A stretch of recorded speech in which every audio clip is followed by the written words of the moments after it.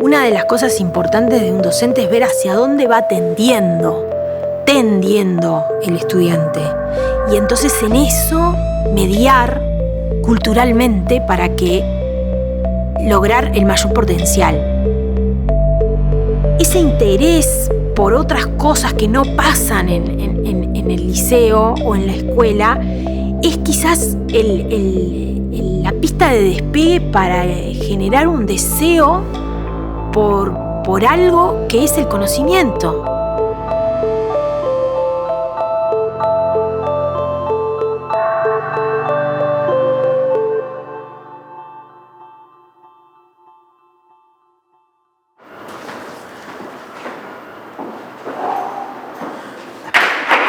Nunca me maquillaron en mi vida. ¿Nunca en tu vida? ¿Jamás? No. Ay, bueno, qué honor.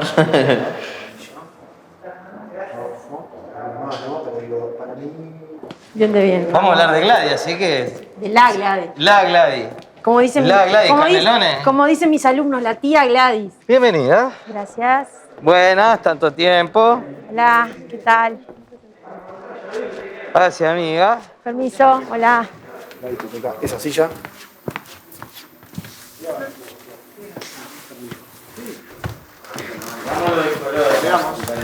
Bueno, ahí creo que encontré el lugar. Soy mujer uruguaya, madre de Eric, docente, y estoy en construcción permanente. No sé, estoy en construcción permanente. O sea, en este aquí y ahora te digo que soy mujer uruguaya, mamá de Eric, porque mi vida está cruzada por una maternidad que llegó a mí de una forma maravillosa, y además por la docencia, en la que me siento una mujer plena, esposa también de Richard, que también es profesor. Entonces mi vida está cruzada por el aprendizaje como madre, el aprendizaje en mi casa, vivo con mi esposo que es profesor de física, yo que soy profesora. Entonces, en este aquí y ahora me defino así, pero siento que estoy en construcción. Sobre todo al ser docente continuamente me descubro desaprendiendo cosas. Entonces, para mí es una pregunta definirme, pero sí, eso. ¿En qué momento tenés el recuerdo de decir, opa, estoy acá y soy todo esto también? ¿En qué momento empieza a aparecer? Te soy absolutamente sincera, estoy en mi mejor momento ahora. Estoy logrando, quizás uniendo un poco. Yo siento que ahora, en este momento, por las cosas que están surgiendo y cómo me estoy sintiendo con respecto a mi trabajo, a mi familia, a mis amigos, estoy tomando conciencia de todo el trayecto que ha sido llegar hasta acá. Bueno, es como el agua, ¿viste? Viste que el agua corre y tiene su camino, y si se da contra un muro, el agua encuentra el lugar como para, ¿no? Y eso es dejar fluir. Yo creo que en algunos momentos de mi vida no fui agua y me di contra el muro, y ahí el agua se pudre, digamos. Pero en cambio, cuando le encontrás la vuelta y vas por otro lado, cuando tomás conciencia de eso, que creo que recién en este momento lo estoy tomando conciencia, la vida fluye de otra manera y estás más en sintonía con lo que estás sintiendo. Eso tiene que ver con permitirte hacer cosas que quizás no van en el camino que otros esperan. Y también tiene que ver con que, bueno, la vida te pone muros y vos tenés que no darte la cabeza contra ellos, sino decir, bueno, le encuentro la forma. Por ese lado, en mi profesión he encontrado mucho refugio, mucho placer y deseo de seguir aprendiendo y de seguir siendo yo. Mis alumnos me dicen 2x3, me gustan tus clases porque sos como sos. O sea, no sos otra persona. Y yo creo que eso hace un tiempo quizás no era tan así. Me quedé pensando en esas paredes, esas primeras paredes, ¿no? En la cual, bueno, como agua que venía fluyendo, se dio contra la pared. ¿Recordás esos primeros momentos o esas primeras paredes? Supongo que la adolescencia es un momento donde ahí empiezan a surgir algunas paredes, se levantan algunos muros, porque durante la infancia yo tuve una infancia en el campo y hasta la adolescencia viví en el campo, en una zona que se llama Las Violetas. Y en la adolescencia ahí surgen muros que tienen que ver con el relacionamiento con el otro, con cómo va a ser el amor, cómo va a ser, qué es lo que voy a hacer con mi vida. Y ahí empiezan a levantarse algunos muros. Entonces, y después, a lo largo de mi vida, pensarla así como más en la adultez, sí, tuve momentos difíciles que tienen que ver con cuando la vida te dice, no, esto no lo vas a lograr por este lado, me refiero a cuestiones muy fuertes, como la maternidad, por ejemplo, y en un momento decís, bueno, pero lo voy a maternar de la forma en que estoy maternando es algo maravilloso y al principio, o sea, fue un muro, pero ahora es un puente. Es un puente.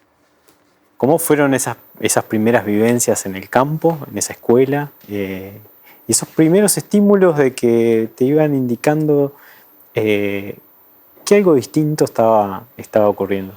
Bueno, yo me crié en Las Violetas, que es una zona de viñedos. Se llama Las Violetas, la cañada se llama Las Violetas. Me tengo que ir a este lugar. Cada vez que me voy a este lugar, me siento muy bien. Bueno, allí nosotros teníamos uva, teníamos viñedos. Entonces, para mandar uva al mercado, aparte de cortarla muy temprano, 6 de la mañana, todo eso, tenía un proceso por el cual, básicamente en el patio de mi casa, ¿no?, se ponía el cajón de uva, los cajones recolectados, en el medio otro cajón, y acá, de este lado, unos cajones más chiquitos, que es donde ibas a clasificar esa uva moscatel, que después iba a ser enviada al mercado para la venta, que es lo que terminás comprando en la feria hoy. Entonces, básicamente la uva se limpiaba con una tijera, vos sentaditos en un cajón también de uva, un almohadoncito, por supuesto, porque eran horas estar ahí, le sacaba los granos o podridos, o secos, o muy verdes, y eso se llamaba limpiar uva, ¿no? Y bueno, y como la uva el racimo es tan frágil, ¿no? Y bueno, y tiene que ver con el jugo, y desprende jugo, había que poner papel de diario debajo. Mi padre descubrió que el suplemento de un diario de mucho tiraje en ese momento, el suplemento Sábado Show, las hojas, ¿no?, cuando vos lo desarmabas, calzaban justito. Entonces te evitaban el tema de andar cortando, ¿viste? La cuestión es que los sábados únicamente compraba el diario, no para leer el diario, sino para tener un acervo de fondos para la plancha de uva. Y entonces, yo limpiando uva, ¿no?, imagínate así, me hacían levantar 6:30 de la mañana, en verano, o sea, no era esto te estoy hablando de la adolescencia, ¿no? Entonces, la verdad que no estaba muy entusiasmada con la idea del trabajo en el campo. Y entonces yo limpiando uva así, en realidad mis ojos empezaron a ir para el suplemento, ¿no? Porque ahí empecé a ver otras cosas. Y particularmente a una columna de Jorge Abondanza que hablaba sobre cine, que se titulaba Al compás de los recuerdos. A mí me gustaba mucho mirar televisión. Yo al cine había ido una sola vez en mi vida a ver Cantinflas, el barrendero, en Las Piedras. Y entonces mis ojos se fueron ahí a una columna. Entonces lo que empecé a hacer fue antes cuando venía con el Sábado Show, yo arrancaba la hojita de Al compás de los recuerdos y eso lo leía. Y eso no iba para el fondo, no iba al mercado central. Y bueno, empecé a leer eso. Empecé a leer críticas de cine de Jorge Abondanza y empecé a descubrir nombres extraños para mí que no sabía ni pronunciar, ¿viste? Que hoy está, que ahora que trabajo en Cineduca y estudié realización audiovisual, está Berman, Fellini, Luchino Visconti, no sé, John Ford, John Huston, no sé, Margaret von Trotta, ¿viste? Cosas así. Y yo no tenía ni idea de lo que me estaba hablando, pero mis ojos se iban para ahí. Y recuerdo que en el liceo, en una clase de filosofía, estábamos hablando de la muerte y levanto la mano y digo, no, porque en el 7º sello, yo nunca había visto esa película, y la profe me dice, qué bien, no sé qué. Entonces yo ahí dije, opa, acá esto rinde, esto en el liceo rinde esta información. Y entonces empecé a devorar. En un momento me enojé con la columna porque yo había visto hacía poco en la televisión toda la saga de Star Wars y había quedado así fascinada con esa historia y que la fuerza te acompañe y la princesa Leia y al final eso de que Darth Vader era el padre de Luke y bueno, todas esas cosas que hoy todavía sigo siendo fan. Y leo en la columna de Abundanza que me acuerdo, porque aparte me acuerdo, o sea, no leí las columnas para venir a la entrevista, o sea, esto me está saliendo en este momento. Me acuerdo que él había, en la columna, y por eso mis ojos se fueron ahí, estaba Han Solo con la princesa Leia, y el epígrafe decía, la Guerra de las Galaxias inició en el cine una época banal. Yo ya leía todo y ya entendía lo que era banal. Cuando leo, destrozaba, al menos es la imagen que yo tengo, destrozaba Star Wars y como que el cine, el A compás de los recuerdos se llamaba además, como todo el cine de autor y de bueno, todo eso, era lo de antes. Ahora Star Wars era una porquería. O sea, no sé si porquería, pero había iniciado una época banal, ¿no? O sea, y yo dije, pero me gusta algo banal, a mí. Y esto que a mí tanto me fascinaba. Y entonces ahí empecé ahora lo veo, ¿no? Empieza a ser como un choque en el sentido cultural y el que alguien te esté diciendo, te esté validando algo y por otro lado vos sientas que en ese momento yo sentía que no, esto me gustaba. Y esto referido a la pregunta inicial que me hiciste de cómo me defino hoy. Yo soy muy omnívora cultural, o sea, muy abierta culturalmente. Eso es una cosa que llevo con orgullo, en el sentido de que me encanta alimentarme de toda la cultura. No me defino como una persona culta, me defino como una persona que ama la cultura del otro, me gusta leer, me gusta mirar, me gusta y como de todo. Pero esto de irme con los ojos hacia ese lugar me lleva a pensar en este momento cómo tiene relación con lo que soy hoy. Yo soy docente de español, o sea, la lengua, ¿no? La escritura, eso que leo, y coordino un programa que se llama Cineduca, porque estudié realización audiovisual, que son dos cosas que parece que no van muy de la mano en un principio. O sea, cuando uno se imagina la carrera de un profesor de idioma español, se le imagina de una forma, y en realidad yo fui por otros lugares, digamos. Quizás con dos lenguajes diferentes. ¿Sentís que también trayéndolo a tu formación, ¿no? O vinculando estas dos formaciones, también trayendo este recuerdo de vos enojada con la columna diciendo que el cine de Star Wars era banal, que en educación a veces tenemos como esta mirada también de añorar algunas cosas y menospreciar otras? Por un lado, creo que muchas veces los docentes nos quedamos con un modelo de cómo nosotros fuimos formados, no, ni siquiera en nuestros institutos de formación, sino cómo fuimos formados por los docentes. Entonces hay una cosa ahí y muy autorreferencial muchas veces, de decir, no, esto es de tal manera. Eso sí, eso creo que existe y uno tiene que desaprender eso. Yo creo que es fundamental, me parece, el desaprendizaje de ciertas cuestiones. Después, por otro lado, y viendo desde el lado de mis estudiantes, como si fueran míos, de los estudiantes,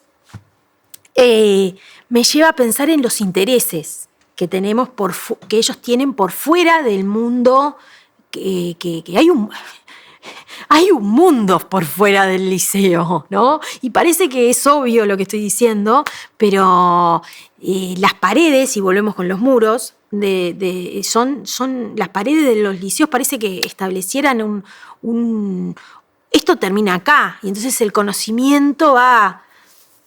Esto que te estoy enseñando es totalmente distinto a lo que pasa afuera. O sea, tipo la gramática escolar versus la gramática vital, por decirlo de alguna manera, las experiencias vitales.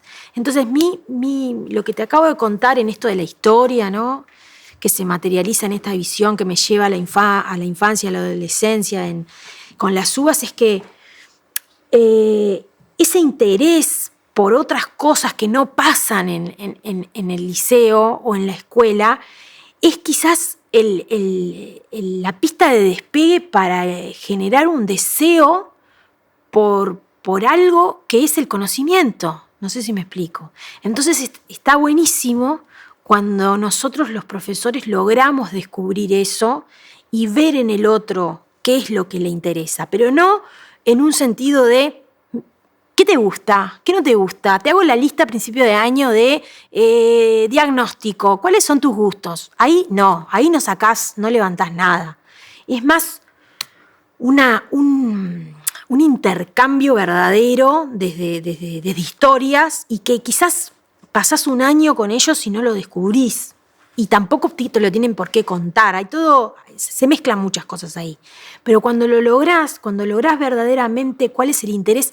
Interés es una palabra además muy, muy, muy interesante, porque es hacia dónde tiendo.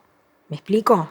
Entonces, quizás, no sé, una de las cosas importantes de un docente es ver hacia dónde va tendiendo el estudiante. Y entonces en eso mediar culturalmente para que lograr el mayor potencial. Y después pensarlo como grupo también, ¿no? Porque no es solo él. Y borrar esas paredes estructuradas y rígidas, ¿no? De esas cosas rígidas el conocimiento que enseño acá es un poco con la comparación con Abundanza, ¿no? Es tipo, empezó una época banal. No, pará, ¿qué me estás diciendo? Hay más de una visión en la vida, ¿no? Más de una visión de mundo. Y más en este mundo que está muy editado, ¿no? El mundo es edición constante. Entonces, me parece que generar en los estudiantes la capacidad de ver esa edición a partir de sus intereses es un trabajo, es algo trabajoso, pero que si se logra hace que las clases fluyan de una manera maravillosa, maravillosa. A mí me costó encontrar. Yo salí del liceo y no fui a estudiar cine, porque aparte también tiene que ver con una cuestión de acceso, ¿no? y de vínculos y de capital social. Fueron años después que fui profesora de idioma español, que un día estábamos cocinando con mi esposo milanesas, me acuerdo, y me dijo mi esposo, Gladys, vos tendrías que sacarte estas ganas que tenés de estudiar cine. Y entonces, en ese momento no había oferta pública para estudiarlo. Hicimos un gran esfuerzo, conseguí una beca y todo, y lo logré, estudié realización audiovisual. Hoy me doy cuenta que esta adolescente que limpiaba uva en Las Violetas, hoy es profesora de español y es coordinadora de Cineduca. No sé si por la columna de Jorge Abondanza, sino porque sus ojos se fueron ahí, y después otra persona que me ama me dijo, vos tendés hacia ahí. Entonces, trasladado a la docencia, creo que primero el amar al otro, a los estudiantes, verlos y hacer que tiendan a donde quieren tender. Como el agua que te decía al principio, que va por un camino, eso es maravilloso cuando sucede. Tengo la sensación de que tiene que ver con estar abierto a otras miradas, mover el ojo hacia otro lado, ¿no? viste, en esa cadena de corto la uva, pero mira lo que hay acá. Y entonces, quizás ser docente es eso, pero mira lo que hay acá. Y eso te lleva a lugares que son maravilla.